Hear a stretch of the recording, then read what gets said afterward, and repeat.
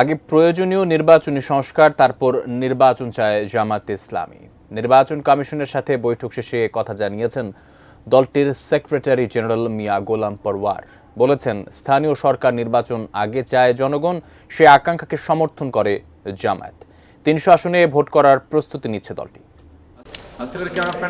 এক যুগেরও বেশি সময় পর নির্বাচন কমিশনে গেল বাংলাদেশ জামায়াতে ইসলামী। ২০১২ সালে নিবন্ধন টেকাতে গঠনতন্ত্রে সংশোধনী এনে তা জমা দিতে নির্বাচন কমিশনে যায় দলটি। এরপর ২০১৩ সালে উচ্চ আদালতের রায়ে নিবন্ধন বাতিল হলে আর নির্বাচন কমিশনে যায়নি জামায়াত। বৃহস্পতিবার সকালে নির্বাচন ভবনে প্রধান নির্বাচন কমিশনার এএমএম নাসির উদ্দিন সহ কমিশনারদের সাথে বৈঠক করে জামায়াতের ৬ সদস্যের প্রতিনিধি দল। দলটির নেতৃত্ব দেন সেক্রেটারি জেনারেল মিয়া গোলাম পরওয়ার। মাঠের অলরাউন্ডার আমি, আর ঘরের অলরাউন্ডার টাইলক্স। টাইলক্স টয়লেট ক্লিনার, ক্লিন মানেই টাইলক্স। আমরা আমাদের ২ ঘন্টার বৈঠক শেষে ব্রিফিংয়ে তিনি জানান, প্রয়োজনীয় নির্বাচনী সংস্কারের পর যে কোনো মাসে ভোট চায় তার দল। অন্তত নির্বাচনী প্রক্রিয়ার সঙ্গে যে সমস্ত অর্গান এবং বিভাগগুলো রাষ্ট্রের জড়িত, সেগুলোকে সংস্কার করেই জাতীয় সংসদে নির্বাচন করতে হবে। তা না হলে এই নির্বাচন নিরপেক্ষ হবে না, অবাধ হবে না।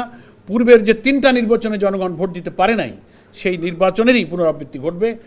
এদেশের জনগণ ২,০০০ ছাত্র জনতার জীবন এবং প্রায় ৩০,০০০ ছাত্র জনতার যে আহত এবং রক্ত, এটা বৃথা যাবে।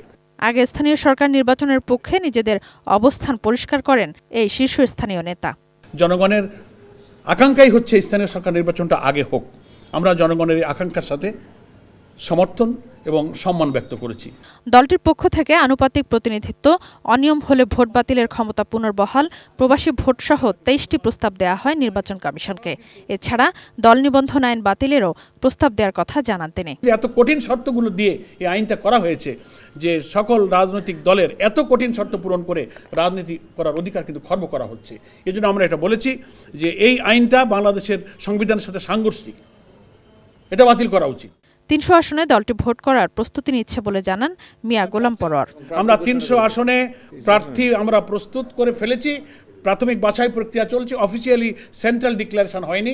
জাতিসংঘের মানবাধিকার কমিশনকে জামায়াতের সাক্ষাৎকার না দেওয়ার তথ্য সঠিক নয় বলেও জানান তিনি। জাতিসংঘ হিউম্যান রাইটস কমিশনের সঙ্গে ফ্যাক্ট ফাইন্ডিং যত তথ্য, যত ইনফরমেশন, যত মেল সব আমরা রেসপন্স করেছি।